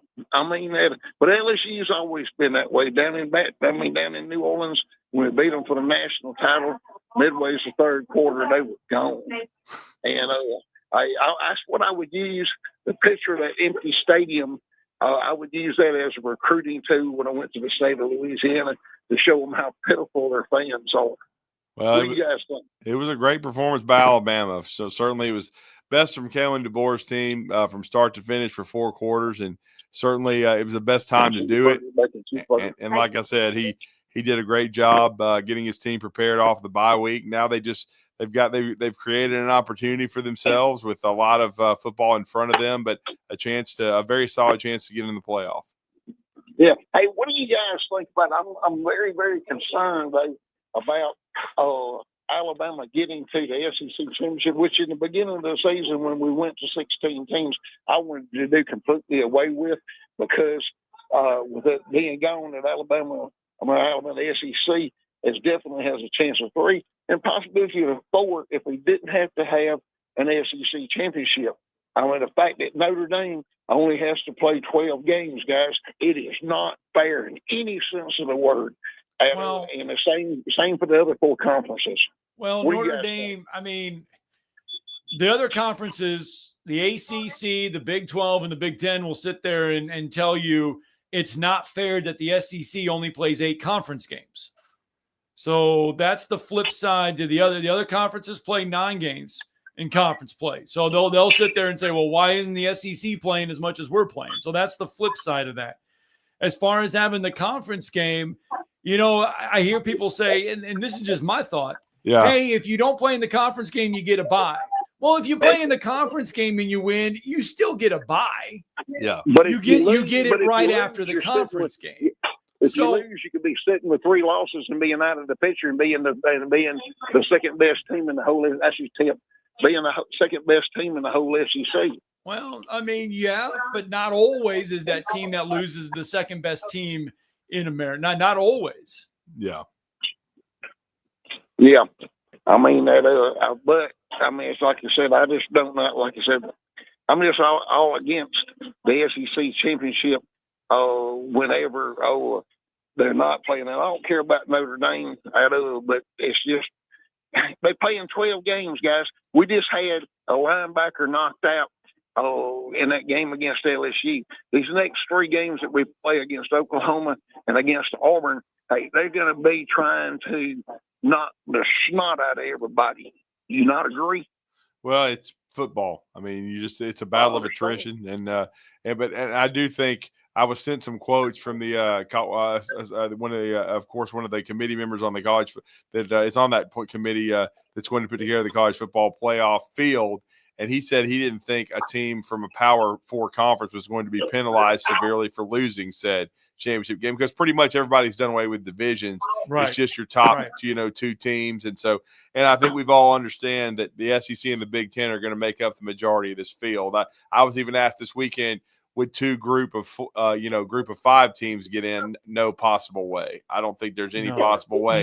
Because they don't play the schedule that these that Pat's referring to, or that the Big Ten and the SEC schools especially play. Because right now, let's just be blunt, the ACC is not very good, and neither is the Big 12. No, the ACC will get 1 in. They'll probably get 2 in, maybe. Big 12 will get 1 in for sure. I wouldn't be surprised if the Big 12 and the ACC only get 1 each. You don't think they would get 2? I don't think they deserve any more than that. I don't think they're very good. That's okay. All right, guys. Hey, appreciate it, Pat. Thanks. This morning, y'all have a blessed day. Bye-bye. Let's get to Jeff from the Borough. Good morning, Jeff. Morning, Jeff. How's it going, guys? To try and knock people out, that's football.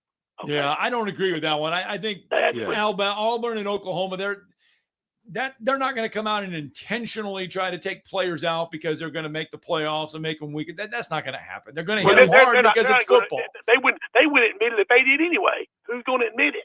Who's going to say about it? So, why does that matter? Why does that even matter? That's football. Tough. If you can't deal with it, get on the sideline. Let somebody else play. If you can't deal with it, get on the sideline. Somebody else come in. Okay? That's the way it's football. It's a rough game. It's a violent game. This is not tiddlywinks. This is football. It ain't some kind of a, it's not. I mean, I'm sorry. If people can't deal with that, then, and do you, what about Pavia soon, the NCAA, your comments? You think it's going to go anywhere? We talked about that. We already earlier talked about it. It doesn't. One, there's no merit to it. I mean, just because you can Okay, say, "Oh, I didn't earn an NIL, blah blah blah." Well, I didn't either. Let me go back to school. I need to earn some NIL money. Well, Ed O'Bannon went to the Supreme Court and went 9-0. So we'll see what happens. I'm not saying it's going to do anything. I'm just saying that's just what he's doing. I think it's stupid. I think he's cocky as all get out. I'm glad Vanderbilt lost Saturday. I wish they'd go 6-6.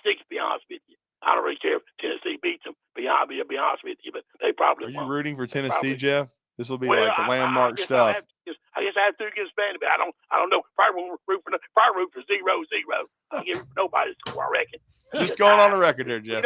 We don't have ties anymore, though, do we? No, we don't. No ties. No ties, Jeff. Ties because we've got to have a winner and everything. Yeah, we do. I'd have a winner and stuff, but no, with not really. But I watched a little bit of Alabama games. I watched a little bit of Baylor, Arkansas, a basketball game. Baylor won that one. Well, I know Baylor won. And I watched a little bit of Auburn and Houston. What a win for Auburn. Yeah. Couldn't believe Auburn come back and beat them, but so be it. But that was the most bizarre 24 hours for Auburn. Fighting on a plane. My God. Getting sent home. That was flying back later. But when you got Bruce the cheater and Hugh Freeze, that's what you're gonna get. When you got Bruce the cheater, he cheated everywhere he's been. You guys know it. You won't admit it. You think he's a great coach, so be it. Have him. Okay, I don't want him. He's talking about coming to Kentucky. He comes to Kentucky, we'll never win anything. You don't think John Calipari cheated at all while he was at Kentucky? he cheated at Auburn at FCI. He cheated at Tennessee. Look out. He cheated at Wisconsin. When he was at Wisconsin, he cheated I didn't everywhere. answer my question. Did John Calipari cheat at all when he was at Kentucky? Did Tubby Smith cheat at all when he was at Kentucky? No. N-O. Capital N, capital O. Did Rick Pitino cheat at all when he was at Kentucky? No. Not in Kentucky, no. At Louisville, I don't give a darn. That's Louisville. He didn't cheat at Kentucky, no. N, the capital N. Did Eddie Sutton cheat? No. He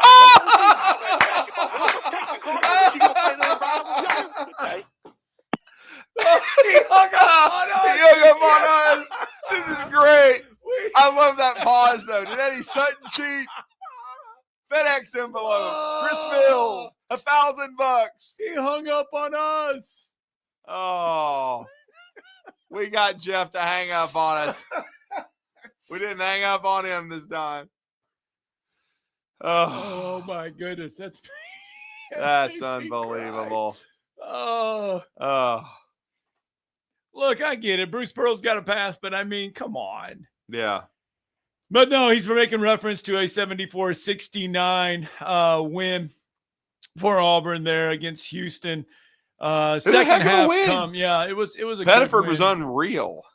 Yeah, no, he was good. Broom. Hey, Chaney had a good game. Yeah, he did. Let's get a break in. Oh man. Too good. Talking Ball 97.7 ESPN The Zone.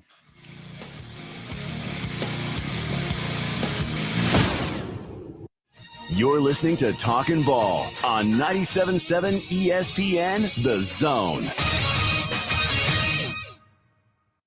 From the Fox 54 Weather Center, I'm meteorologist Emily Owen. For this Monday night, a mostly clear and quiet night expected across the Tennessee Valley. We'll see low temperatures fall into the upper 40s, lower 50s across the area. Heading into our Tuesday, we'll see plenty of sunshine, no rain in the forecast, with coming out. Tuesday will reach the lower 70s. I'm Fox 54 meteorologist Emily Owen on your home for ESPN Radio 97.7 ESPN The Zone. Specializing in simple and affordable rentals, McCurry Van and Car Rental can make sure you have just the right vehicle for your next family vacation, weekend getaway, or if you just need transportation while your vehicle is being repaired. McCurry carries Ford Transit vans and Mercedes Sprinter vans, trucks and work vans, and more. And they offer discounted rental rates for long-term rentals. Now with 4 locations: Athens, Muscle Shoals, Coleman, and Huntsville. Log on McCurryRentals.com to make your reservation now. That's McCurryRentals.com. If hunting and outdoor recreation are your passions, it all starts with the right property. That's where I come in. I am Bo Butler with Southland Realty and Auction, a hunting and recreational land specialist and a Jackson County native who sees land through a hunter's eyes. Just as you trust your guide on a big game hunt, you can trust me to find the perfect property for you. Thinking of selling? Let me help you make your land attract buyers. Remember, Bo knows land. Call me at 256-609-0512. Normally, when you call a roofing company, all you hear is you need a new roof. Not when you call Fleming Roofing and Restoration. Since 1965, the folks at Fleming have been focused on what you need, whether it's an easy repair or a full roof replacement, commercial or residential. And when it comes to storm damage, you want Fleming on your side. They know all the ins and outs of insurance claims and will guide you through the entire process. Log on FlemingHSV.com and book your free estimate today. Fleming Roofing and Restoration. We show up. From heirloom diamonds to contemporary jewels, Loring & Company is the place to find something truly special. Whether shopping for a diamond ring for that once-in-a-lifetime occasion or marking a milestone birthday or personal achievement with a Rolex watch, you'll find just the thing in our edit of the world's most sought-after brands, including David Yurman, Roberto Coin, Marco Bicego, and Fopay. Expect a treasure trove of the world's most unique, even breathtaking earrings, rings, necklaces, and bracelets, making choosing just one piece a challenge in itself. Loring & Company Jewelers on Airport Road. You need a lawyer and pick up the phone. I'm attorney Gary Lackey. When you call for a lawyer, where does that phone ring? It might be in a call center somewhere, maybe 100 miles away, but my phone rings in my office. The Lackey Law Firm. I'm attorney Justin Lackey. My phone rings in my office too. So does mine. I'm attorney Jennifer Lackey. And when you've been hurt and need help, we're here. We're the ones who take your call. And get what you deserve. You want to talk to your lawyer. You don't want to reach a call center. With the Lackey Law Firm, that never happens. The Lackey Law Firm. And this is the most important part. We'll treat you like family because that's exactly what we are. The Lackey Law Firm. And I'll go you one better. If you can't come to us, we'll come to you. The Lackey Law Firm. The Lackey Law Family. 1-800-4RIGHTS. No representation is made that the quality of the legal services to be performed is greater than the quality of legal services performed by other lawyers.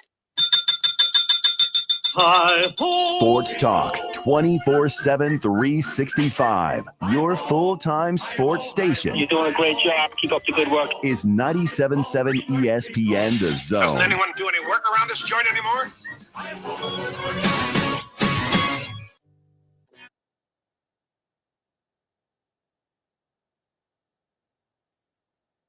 There you go. Welcome back. 8:32 on a Monday morning. 256-576-4977. It's good, the bad, the ugly from a college football weekend.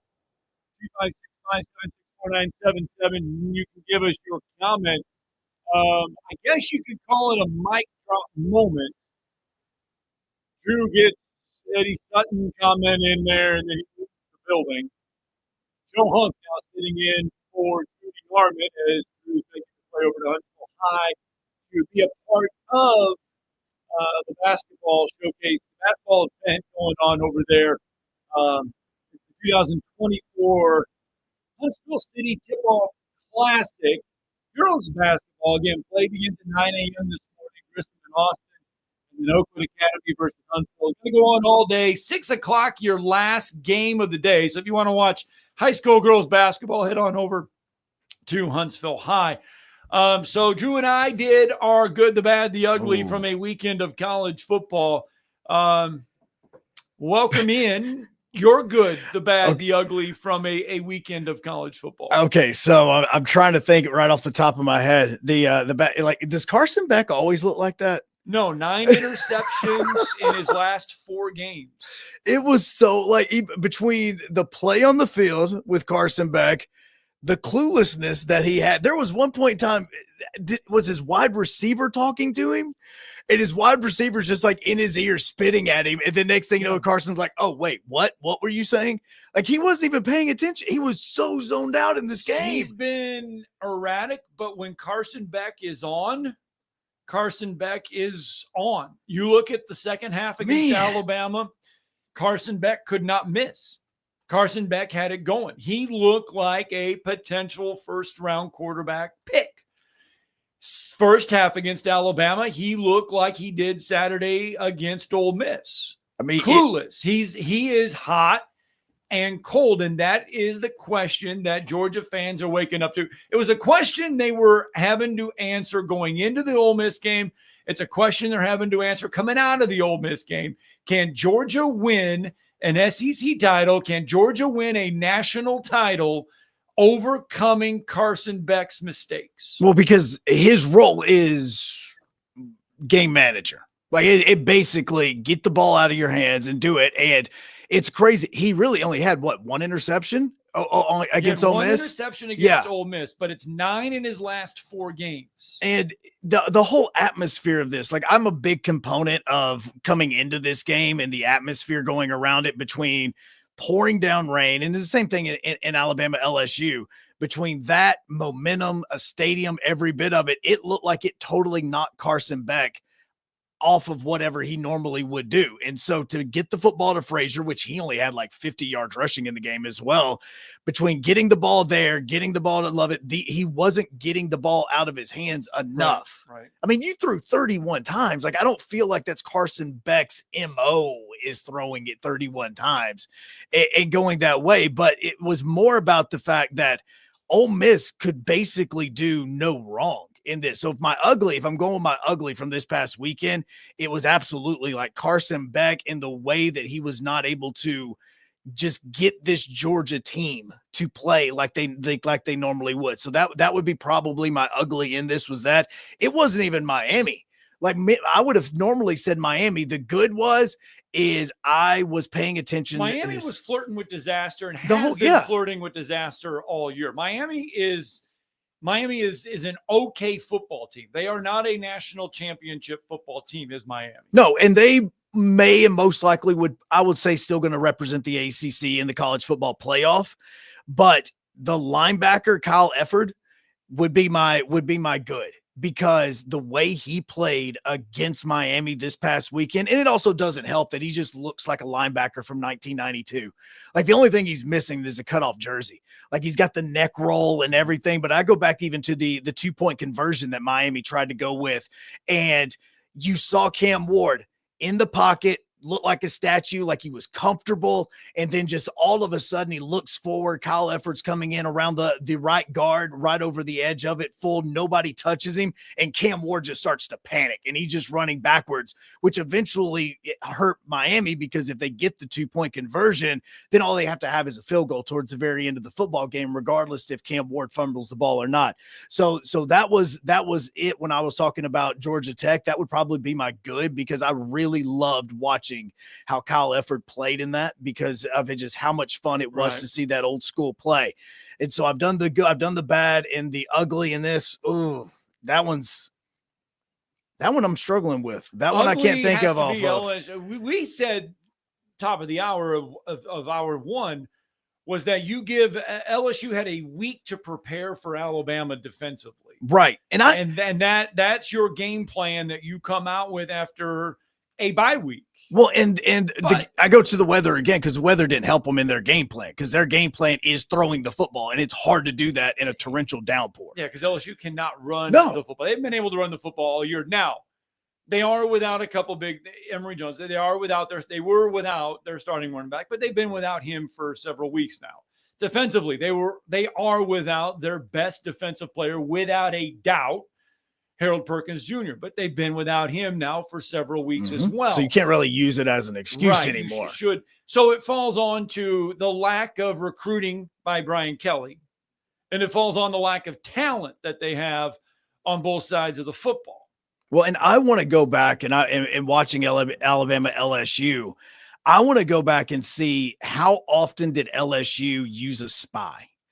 Like I would just at some point in time, if I'm a defensive coordinator and Milroe is making one decision and then running, because that was look, as much as I bash him, especially on the morning blitz about him just being a one decision and running quarterback against LSU, that was the best game plan because of the way the weather was. And if you got him going north and south, he was going to beat any linebacker, anybody that he was going up against.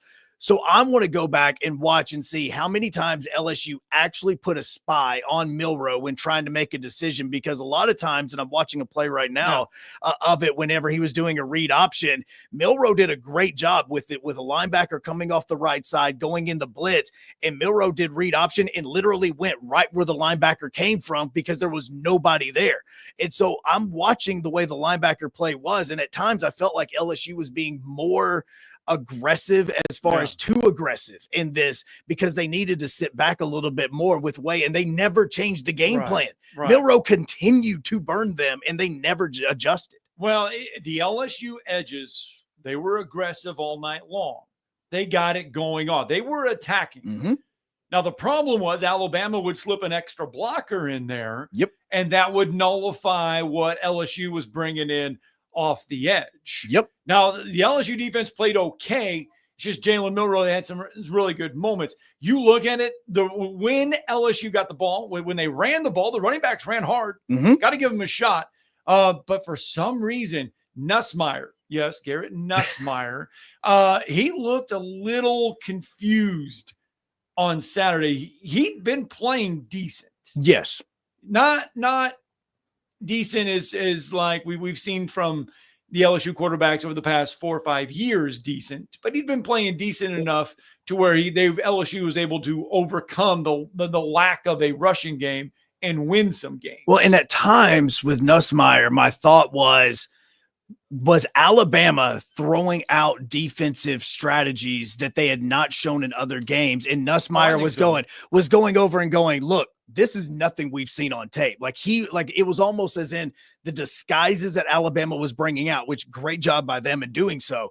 The disguises was nothing that Nussmeier had studied. And so now he's trying to figure out, wait a second, we've been planning for something all week and it's not happening. No, I think on both sides of the ball. I think Alabama put some misdirection in there offensively that caused LSU to have to react that we hadn't seen from Alabama all season. They threw in some misdirections. And then on the defensive side of the play, defensively, Womack, he had some good pressure packages. They forced a few runners. And overall, it was a dominant showing. And the DBs made some. Alabama's deep, they tackled well. There wasn't much room to run after the quick throws. And the DBs made some big plays. Well, and what you saw a lot also is third down percentages, and the fact that at the Alabama, I think there was only 3 different times that Alabama did not convert on third downs. And part of that was having to do with how the offense was doing on first and second downs. You didn't have the third and longs and things like we've seen with Alabama when the offense was struggling. And so now I look at LSU, and LSU on the other hand, because of the mixture and the defense that Alabama was going with, they were causing LSU to have third and longs. And that's why they were like below 500 in those conversions. So I think that a lot of this comes down to the great defensive game plan that Alabama had. And I really also want to think that the LSU didn't come in with anything quote unquote new. They thought, hey, we know what we've got to do. We're going to pass the football regardless as to what the weather is going to be. It's 42 passes for Nussmeier. And yes, he had 2 interceptions. He looked lost at times. And I think that LSU and Brian Kelly didn't say, hey, we need to throw out something different against this Alabama team, because I really think that LSU thought they were going to come in and be able to do to Alabama what other teams had been, and Alabama had a different strategy. And it was a great strategy, particularly for that night. Right. Let's go out to the phone lines. Rex is with us. Good morning, Rex. Hey, guys. I just had to touch base with you here right quick. First of all, this is Rex from the Fantasy League. How's it going, man? Okay. It's going good. I tell you what, I don't know how stuck y'all are on the college talk. But if I was saying my bad and ugly, I would say what I saw about 3 o'clock, or what I heard about 3 o'clock yesterday afternoon. What was that? What started at 3:00 yesterday afternoon? Well, I mean, I know Yeah, Titans played yesterday at 3:00. Yeah, you can go by Joe Hunt's shirt. Yeah, no. Titans did play, and and look, that was a fumble. It annoys me that they didn't get the call, but yeah, that was a fumble with Justin Herbert as well. Yeah, and the other thing is, what in the world can we do about Fox 54? What do you mean? Well, both the times the Titans have been on Fox this year. Yes, Atlanta gets the priority. Yeah, no, I do agree. Atlanta gets the priority. I had to do a legal watch last night trying to find it because, the last two games, Tennessee has been on Fox between the Patriots game as well as the Chargers game, and both times Atlanta got the priority, and then they went to the national game of the week after that. So I'll just say this. Lots of times Fox 54 does not get a choice. When we were at 48, we didn't get a choice. No. It was what NBC was sending your way. It's not like Fox 54 is sitting there and they get to press a button and they get to choose whatever game they want to choose. That's just whatever the network says, okay, hey, this is what you are going to air in your area. Yeah, basically on the Fox game, and I've got the map pulled up right now of who got the coverage for that game. Basically, the Memphis market, if you had the Memphis market, if you had the Chattanooga market, then you were able to get the Titans game. Outside of that, all of Mississippi, Alabama, and Georgia, as well as Louisiana, because it was Atlanta, New Orleans. They all got the Atlanta, New Orleans game as far as that first game. Yeah, as close as we are to Nashville, we are not considered in that viewing area. Yep. That's crazy because we're 100 miles from Nashville. I agree. Trust me, I was lost on it whenever I turned the TV on and it said, and I went to the Fox and I went, oh, well, maybe it's on CBS. And I swapped over to the CBS and I went, wait. Why are we not getting this game? And yes, it's because technically the Huntsville and the state of Alabama, they put into the Falcons market. So you won't get them whenever a lot of times you don't get them when they're on the Fox. Now, when it's on CBS, different. They made a change and they're going to make it back. But let me tell you the option they ought to give us. What? They ought to put it on Fox Sports. I see that, but isn't Fox Sports isn't the national coverage? National. And that's the reason why they wouldn't do it. I know what you mean, but no, I agree. What I was thinking. Since I got the Fox station, maybe I could see it on Fox Sports, but no. Yeah. All right, Rex. Thanks for the phone call. Yeah, thanks for that. That's not gonna. And so they made a change. Stevenson, the North Jackson area out there on the what they are now, and they're going to make a change back, but they are considered in the Chattanooga market. And so that's the last tip that they're going to be back in the Huntsville market here very soon in the next year, but they are considered part of the Tennessee market. All right, let's get that final break in. Your tomorrow's headlines will wrap us all up next.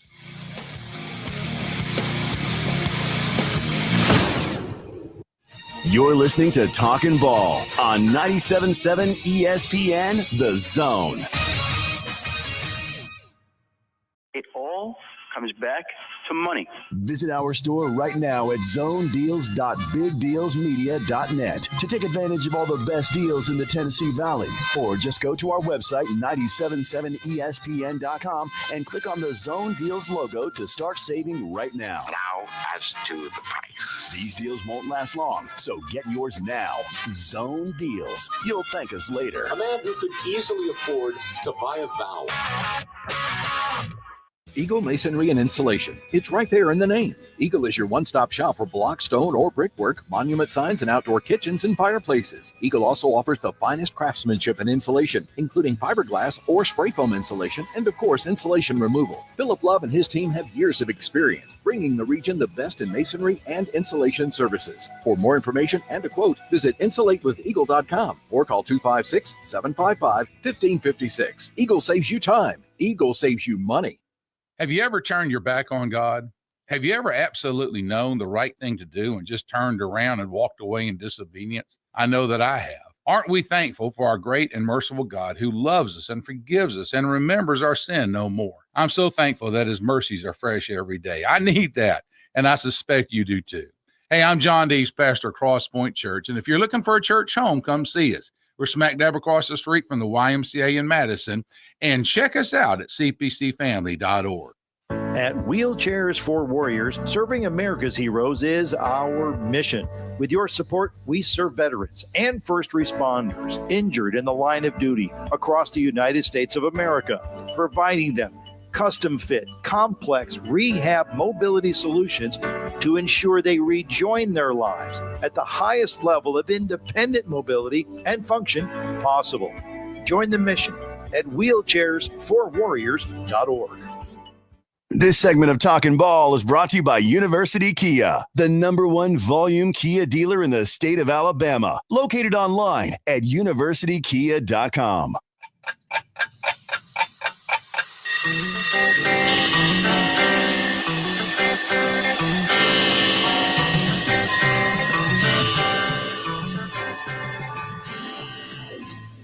It's time for tomorrow's headlines today with Scott Tyson and Drew DeArmond on 97.7 ESPN The Zone. All right, I hope we can hear this. Mark Harlan, Utah athletic director over the weekend. The game was absolutely stolen from us. We were excited about being in the Big 12, but tonight I am not. We won this game. Someone else stole it from us. Very disappointed. I will talk to the commissioner. This was not fair to our team. I'm disgusted by the professionalism of the officiating crew tonight. That was Utah athletic director Mark Harlan after the BYU game. And he basically sounds off on the officiating that we've all questioned all season long. Yep. All season long, not just in the Big 12, but the ACC. I mean, Miami, 2 losses easily. Officials bailed them out. Yep. Could have changed the outcome there. The SEC officiating is as atrocious as ever. Mark Harlan obviously will face something, I imagine. But I've never seen that. I've never seen an athletic. What made that even more crazy is the fact that he walked in before the teams did anything. Mm-hmm. Sat down, said his minute, and then left. And it was bizarre because that is not how it goes. Usually you get 10 minutes, then your coach comes in, then the players will come in, and that's it. He just sat down and talked and let loose on how bad college officiating has been. He summed everything up for the whole entire year. So a couple of things. Other part is the day before, I should say, yesterday, he puts out a statement about what he did, a quote unquote apology. Then he didn't apologize in the apology. He basically just said, hey, look, I know if I was going to do that, I should have done it at a different time. Yep. He never apologizes in said apology for what he did. He's like, look, I had just left the locker room. I saw how our players were, and I just said, you know what? I'm going to go in here and do this. So my question is because I've seen the play like 10 different directions. Was it defensive holding or not? Like, according to the definition, it seems like it was. Either way, you could have went with this and said, no, it was not, or yes, it was. It was basically a judgment call. And the thing too is that game is a huge rivalry game. I don't think people realize how much Utah and BYU hate each other. Emotions after that one, win or lose, are always high. Right. So I'm wondering how much his emotions got the best of him after that ball game. No, and I think that's what it was because it's a rivalry game. Yes. You have the opportunity to upset BYU and basically, hurt their chances of making the college football playoff, which obviously in rivalry games is what we go for. But it's also a boiling point for everything that's happened with Utah because Utah was picked to win the Big 12 this season. And now because of this game, they're sub 500. They've only won one game in the Big 12. And yes, it was one of those, we should have this. It wasn't going to make or break their season as far as making the college football playoff. Right. But again, I remember there was a point in time my wife and I were about to move to Salt Lake City for a job. And I started listening to sports talk radio with BYU and Utah. Those two fan bases go at each other's throats 365. Yes. I mean, it is less civil than the Iron Bowl is in the state of Alabama. There is pure hatred. It's Alabama, Tennessee times 10. Yes. And in a way, yes. And in a way, it is also Christians versus Mormons. Like that's all. I mean, it is all of that. Yes, you get all. I mean, it is everything goes into this. All right, that is one. The other one comes from Houston over the weekend. As you might imagine, a very jubilant Bruce Pearl after the Tigers win over Houston. We did a pretty good job designing some plays this week. We had some things in this week that we hadn't shown yet, and they particularly in the second half, particularly late, and so, man, it's hard to get good looks and to shoot 57% in the second half against a Kelvin Sampson defense is unheard of. Auburn does get the win over Houston, 74-69. I'm just glad the plane ride didn't have to get turned around on the way back from Houston. That is the whole story with this. with this. So Saturday, listening, kind of following along, and I'm thinking, okay, all of a sudden you get reports that there's something going on with the Auburn plane. Yes. You don't know what is going on. Well, yes. Of course, everybody's going to dig and dig and dig, and they dig and they get this. Yes, sir. We have got an altercation on board. We knocked to declare an emergency and land. We got a bunch of basketball players fighting. The flight deck is secure. The threat level is contained for the moment. We just had police on the ground, and we had 2 players that got into physical altercation. Clothes were ripped, and one bloody player. And Center 2681, it's kind of crazy. Were we direct Montgomery? So that is what went on. Yes, 2 players were sent home, did not make the trip to Houston. At first it was, hey, it's Joe and I Broom, or it was, no. A lot of the players that needed to play for Auburn played. Yes. There was not anybody that would, but anyway, yes, that's how Auburn's Friday got started. How big of a brawl does it have to be on the plane for them to say this is an emergency? Like they had to be in the aisleways, just rolling and just. Don't know. It was bizarre. Because don't they go on a private plane? Like, yes, they do. So they're the only ones on the flight. Yes. It is yes. That's why it was bizarre. Oh yeah, because I got the notification at like 11 o'clock. I had to read it like 6 times. Yes. Like, wait, what? Yes. That's gonna do it. Monday edition of Talking Ball is in the books. We'll be back at it tomorrow. Thank you, Joe Hunk, sitting in for one Drew DeArmond.